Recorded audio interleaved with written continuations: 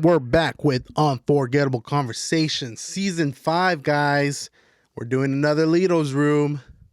All right, guys. Today, we are going to be doing a podcast episode on kind of a little bit of a review for a book that I love. And a quick little side note, Audible, if you want to sponsor us, we're ready. But until then, hard copies only. Okay, so today we're going to be reviewing, I guess you say reviewing / summary of a awesome book that I've had for such a long time and I've read multiple times, Rich Dad, Poor Dad. Now, guys, this book I read maybe like 4 or 5 years ago, and it was like a perfect starter book to finances.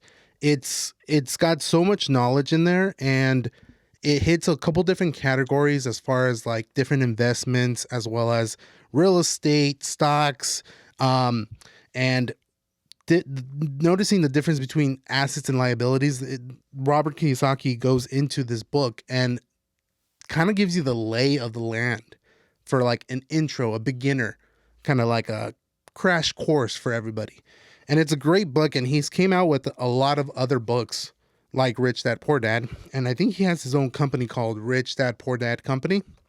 And yeah, it's a book that I would probably say if I could have read in high school, I would probably have enjoyed it, and it would have been a great way to start understanding how to be an adult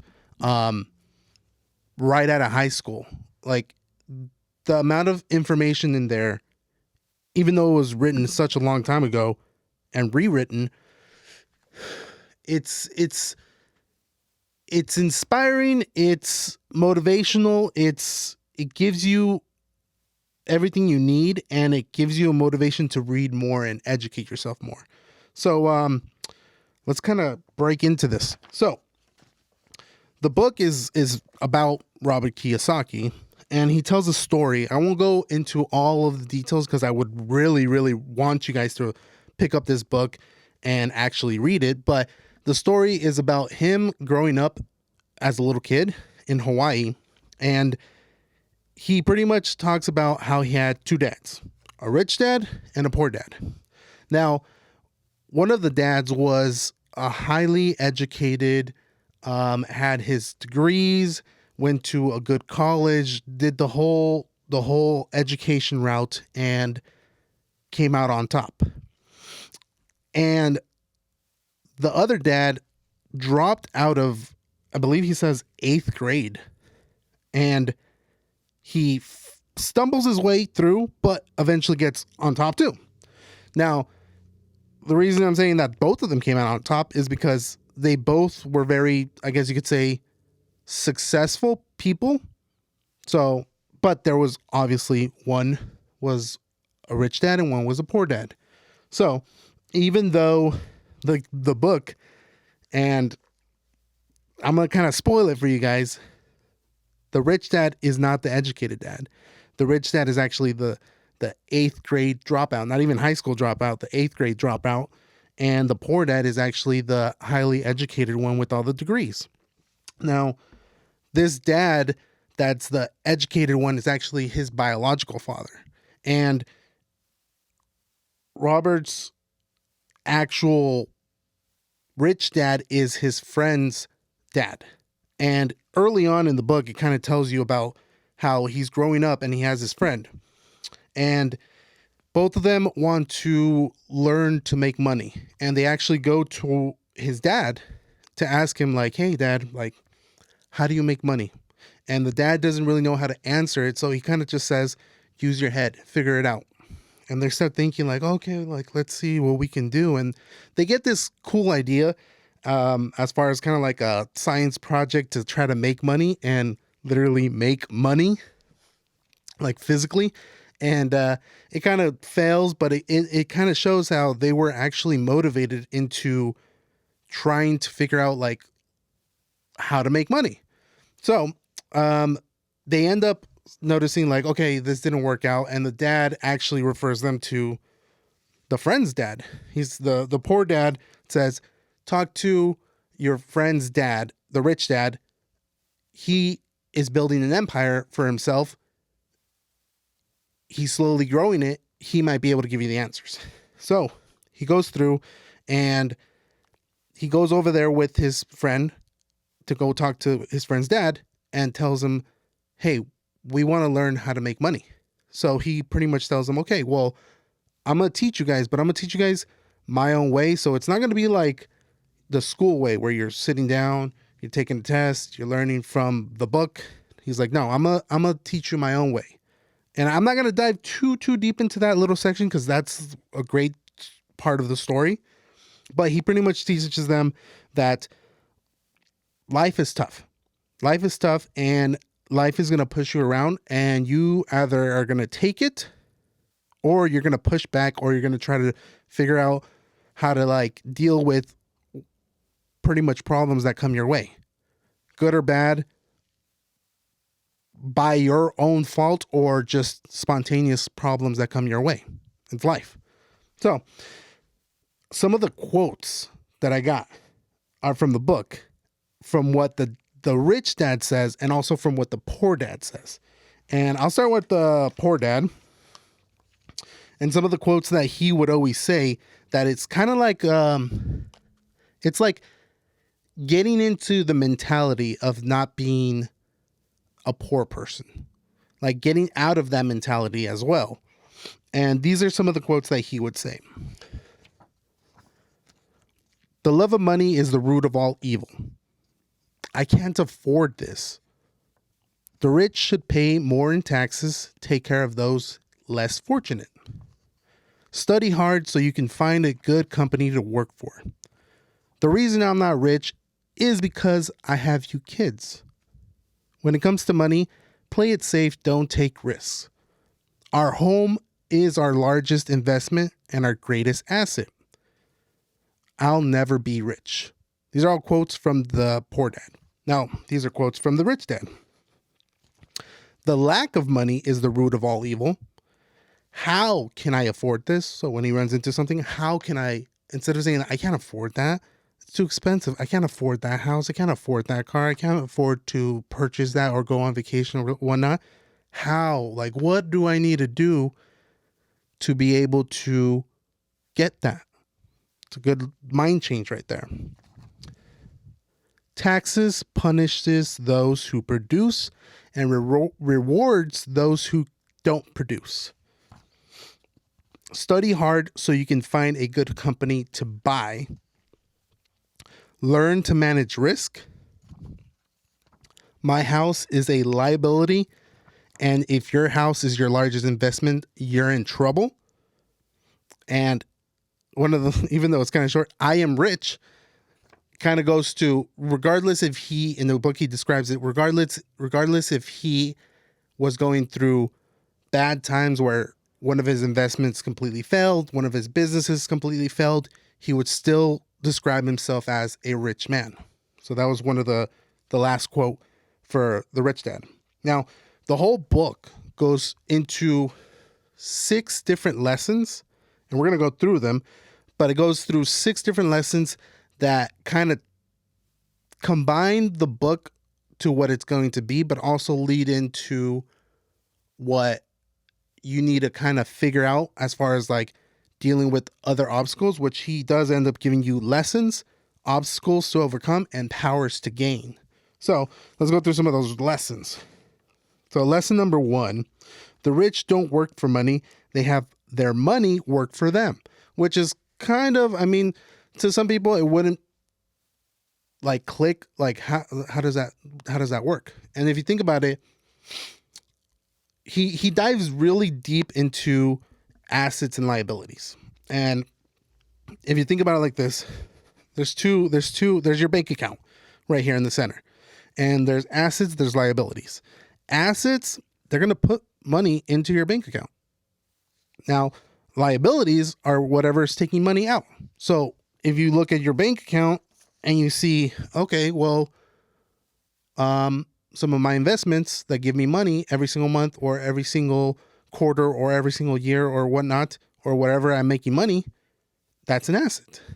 And whatever as far as expenses, and one of the big ones that he says the house is a liability, it's because every month that mortgage is coming out.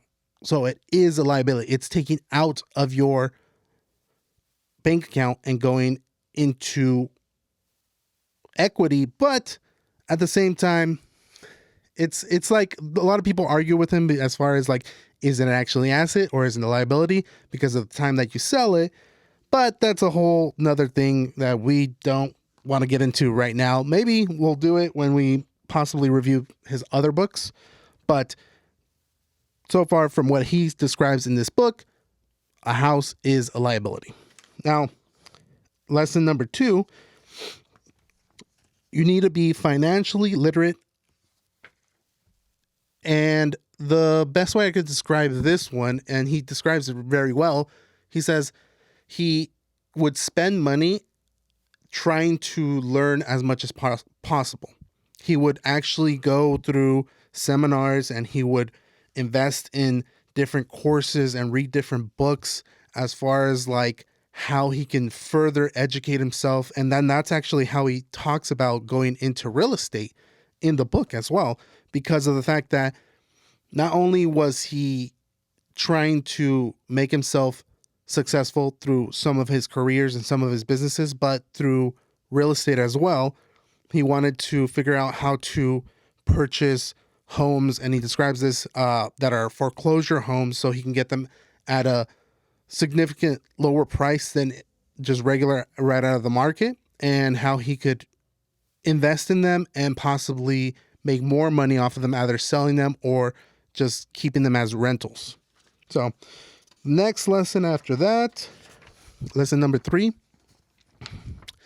mind your own business. Now, it's kind of a play on words, but it's literally like mind your own business. So it's talking about focusing on what your business is and don't worry about other people. And a good way to like describe it is like how a lot of people are on social media, they're on Instagram, they see all these other people like, oh, these people are, they're like, oh, they're on vacation. He kind of describes it as like, don't go into what you don't have and what they have and what potentially you can grow into.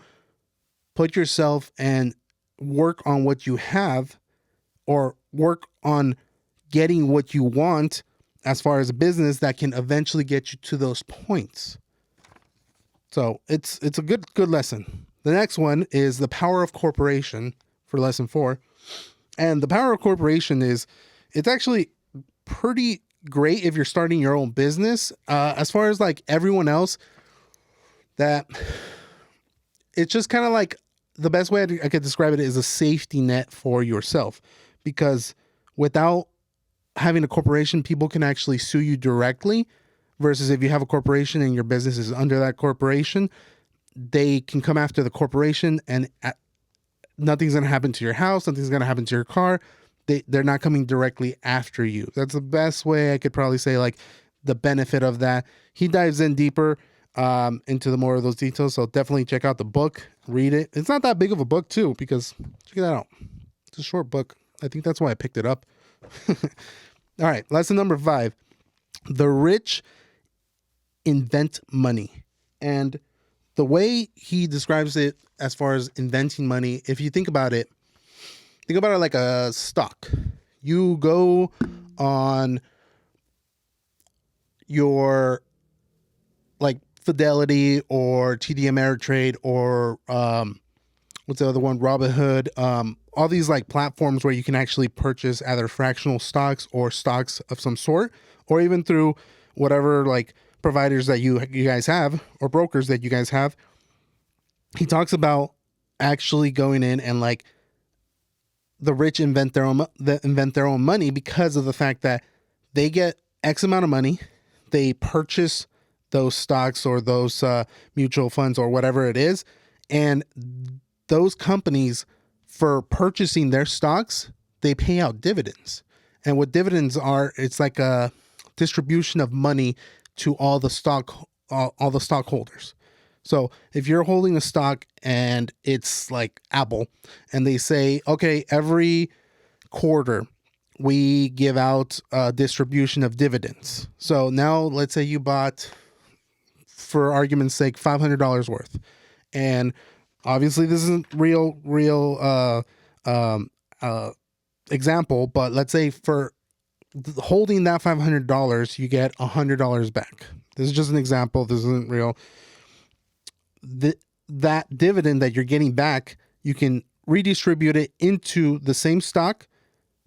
So now you have $600 in that stock, and then it's going to pay you more and more and more. So now you're slowly creating like this cycle of earning and reinvesting and earning and reinvesting. And then slowly, by the time that you're actually going to sell or actually use the money and sell your stock, you've created from $500 to, let's say, $1,000 of money that you've earned based on the dividends as well as the earnings from reinvesting those dividends.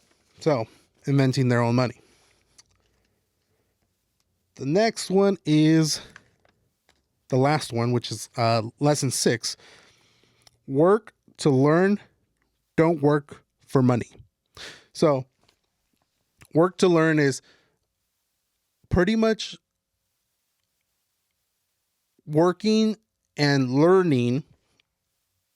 This was a little bit difficult to describe the way that he had worded it. So what you want to do is kind of like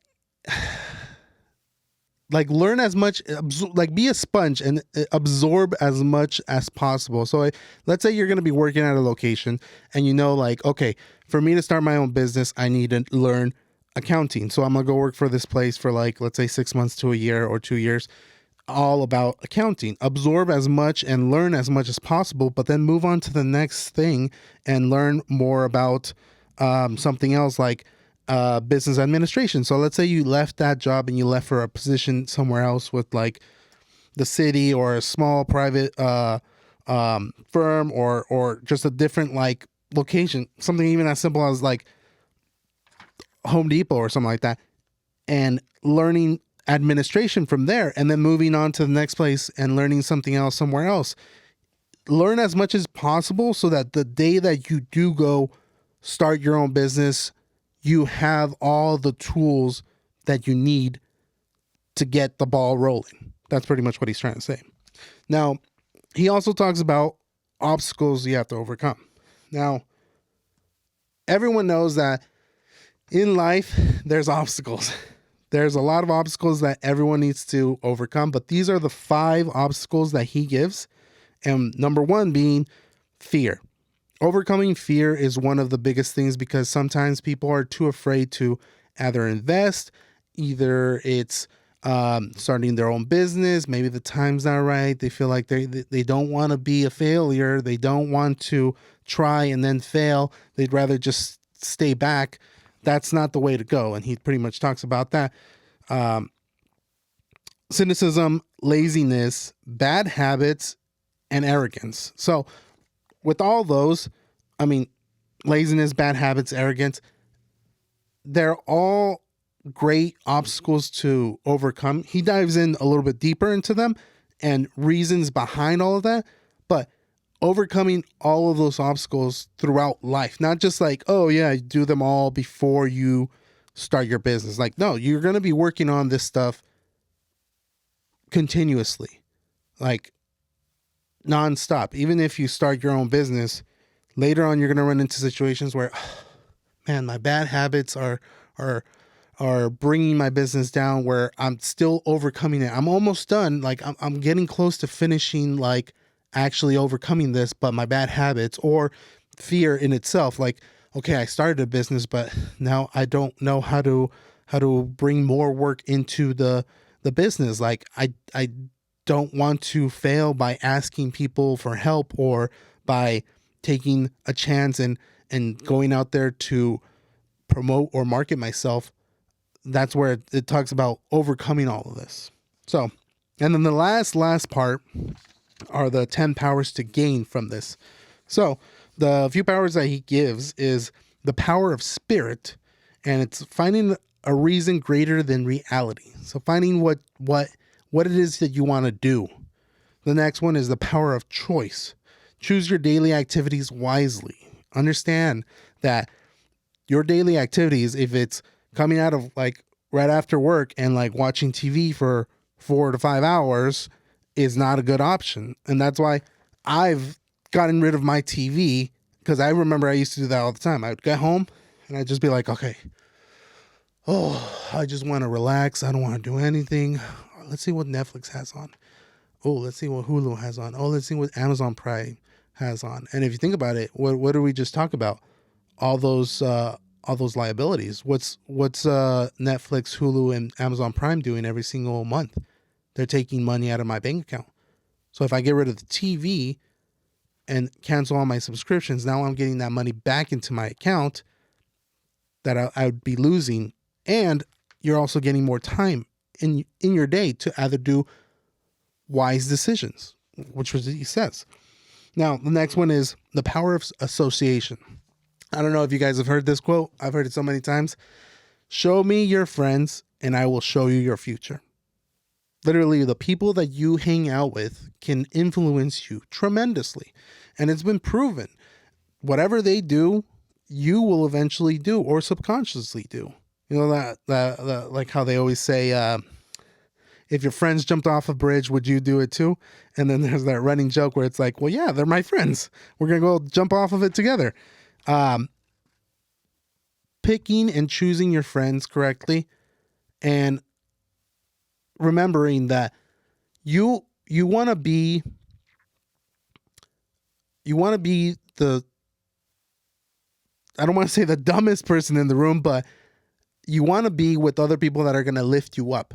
So if you're the smartest person in the room, there's always that saying, get out of that room and go to another room, where you would be maybe not the smartest person, but there's someone above you that you can learn from.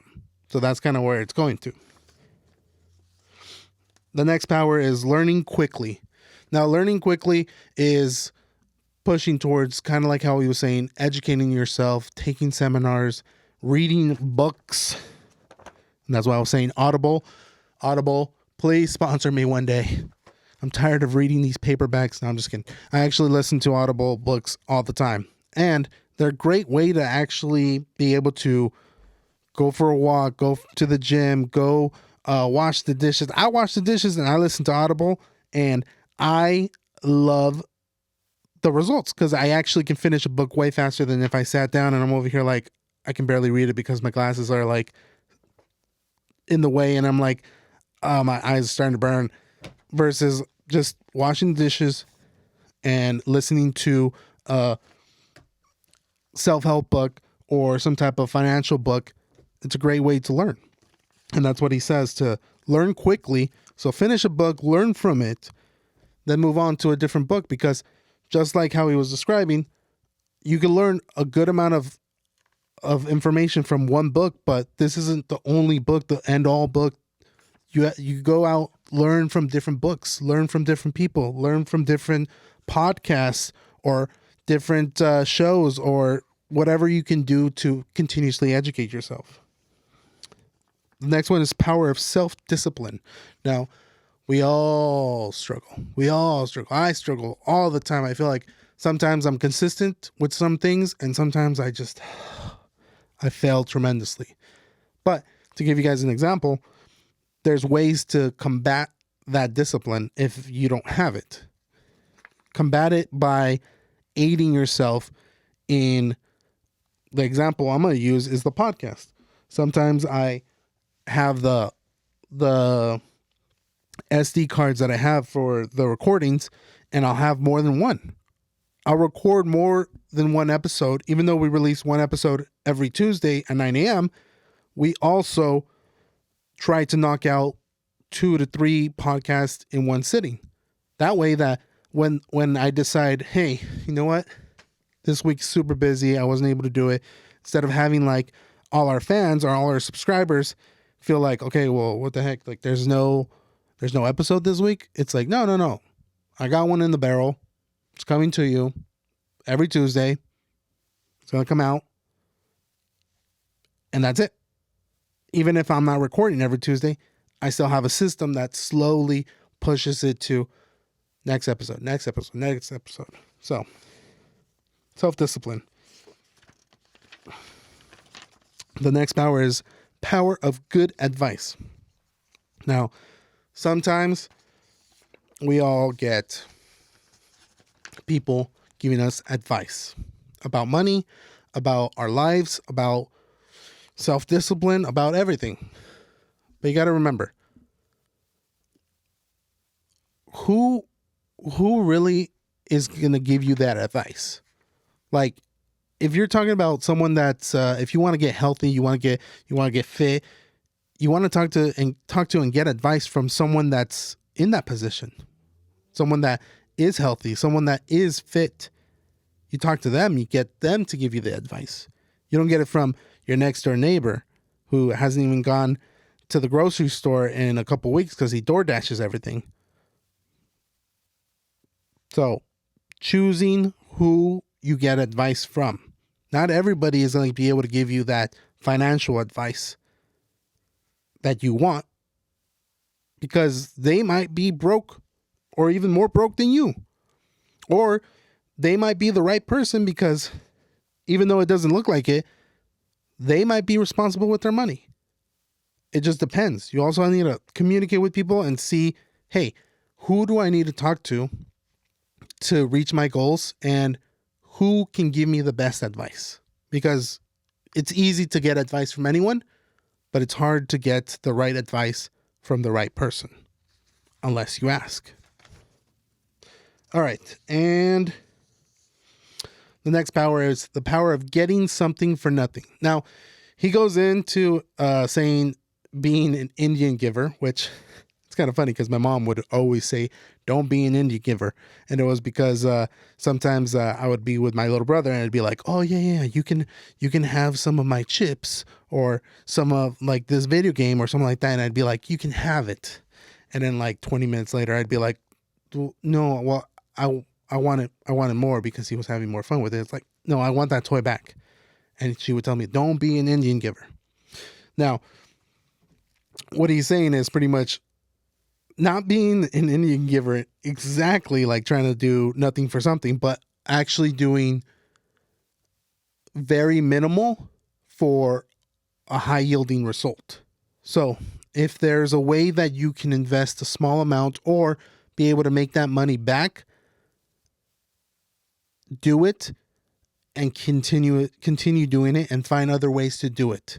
If you're going to be investing $500 and you can make $500, now you've made your $500 back, but then keep going and finding different ways to make your $500 back by reinvesting them in other locations or finding a way to lend money out to someone, but maybe get interest back on it or something along the line of that. Now, next one is the power of focus. Use assets to buy luxuries. Who doesn't like luxuries? And you're not actually using credit. I think that's where he's mainly focusing on.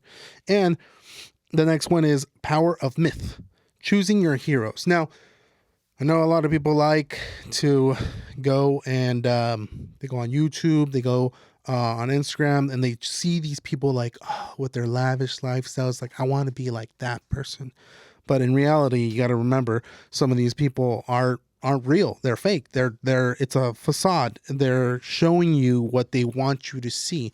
But in reality, they don't own the boat. They don't own the car. They just rented it for a weekend, or they're not really wise with their money. They are just continuously making high amounts of money, but spending it instantly. It's like, that doesn't mean that you're wealthy or responsible with your money. You just make a lot of money.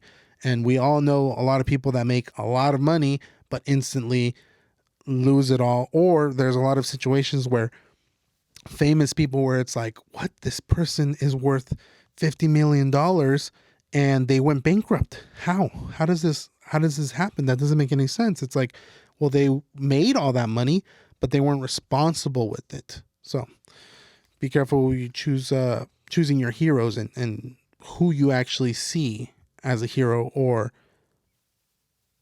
an advisor of some sort. The power of giving.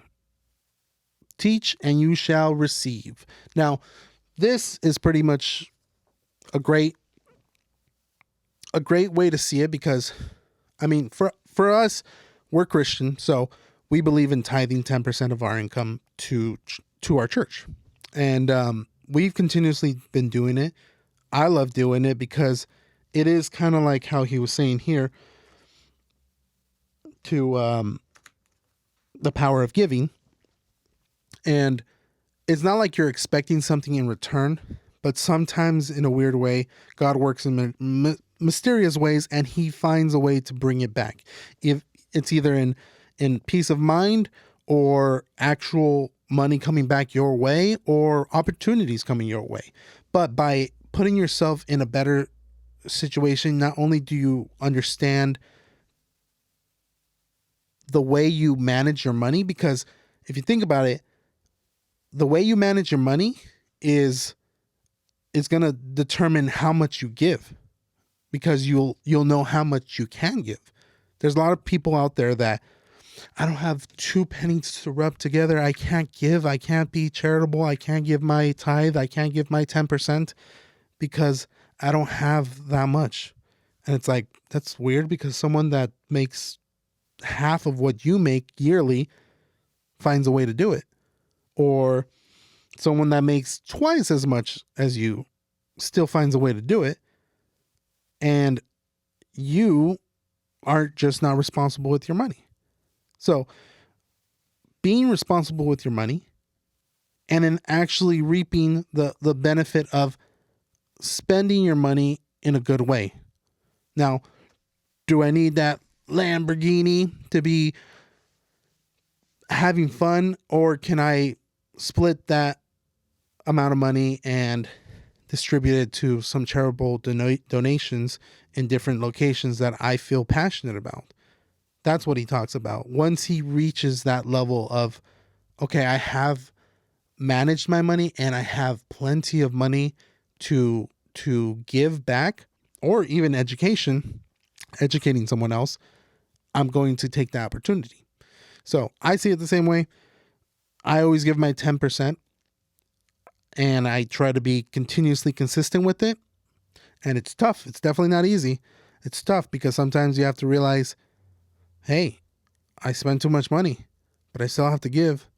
So I have to find a way to light a fire under my butt and make up the money that I lost. Like, I gave my 10%, but I still have my electric bill, my gas bill, my water bill that I have to pay. And I need to either sell something, do extra job on the side, side hustle. Like it sets a fire under your seat to really decide, okay, you know what? I need to do better. I need to do better. And I can't be just spending my money just like that. So it teaches you responsibility, which is a great lesson. Now, I'm going to go off of one of the quotes that I didn't said earlier that I love. As you can tell, I actually did read it a while back, and I actually circled I did a little square box on the quote that I loved about this book. And this is the quote. There is a difference between being poor and being broke. Broke is temporary. Poor is eternal. Poor is eternal. So unless you change that, you're always going to be poor. Even if you get that raise, even if you get a better job, even if your income increases up to 6 figures or above, you're still going to be poor because you're not responsible with your money. So there's a lot of us that are broke sometimes, but we find a way, but it's only temporary. It's only temporary. So the last thing I want to say is I want to thank my rich dad, because my dad, he helped me out understand a lot of these concepts before I even read this book. He helped me be responsible with my money in the first place, understanding how to be an adult even before it was time, and how to reach for my goals and understand that hard work can sometimes get you there, but a lot of it is your mentality too. So it's kind of funny because I actually bought this book, and I bought the Spanish version of it for my dad, and I was gonna give it to him for Christmas, and I was like, I don't know why, I just want to give him like a copy of this book. Like it's actually really good. And I was like, I found one on Amazon for I forgot how much it was, but it was in Spanish, and I was like, all right, awesome, I'll give it to him for Christmas. And I was like, oh, here you go, Dad. And he's like, he looks at it, he's like, oh, okay. Yeah, I already read this book. And he handed it back to me, and I'm like, wait, what? He's like, yeah, I already read it. And I was like, wait, what do you mean? And he's like, yeah, you think you're the only one? Like, I actually take time and educate myself in different ways too. I'm not just working all the time. Like, I'm actually putting in my work as far as like taking the time and educating myself. And I was like, okay. And I actually, that year I had purchased books for everyone in my family. And I was just like, oh, they're all like kind of like stocking stuffers. And I was like, grabbed the one I was going to give to my mom. And I'm like, okay, have you read this one? And he's like, oh, actually, no, I haven't read that one. And I'm like, okay, awesome. Like, here you go. And it's kind of funny because I went through a lot of the books that I was like, if I could learn from this, I want my family to learn from this too. And there was a lot of different books like The Richest Man in Babylon, The Greatest Salesman, 48 Laws of Power, all these different books. The most recent one that I finished is I Will Teach You to Be Rich. That one was a great book, and it gives you a different perspective on it, which if you guys want to, I'll definitely do a video on it maybe later on, or a podcast episode on it. But going back to it, I just want to say thank you to my dad, because he actually helped me get to a point where I could easily understand these concepts without just going in blind. So thank you, Dad. I love you. Appreciate you. Now, as I'm wrapping up, I want to say thank you for everyone. We hit 1 year already on YouTube, and it was amazing. So make sure you guys like, subscribe, go show your support, comment down below, and keep checking out all the episodes that we have coming up every Tuesday, 9 a.m. Check us out.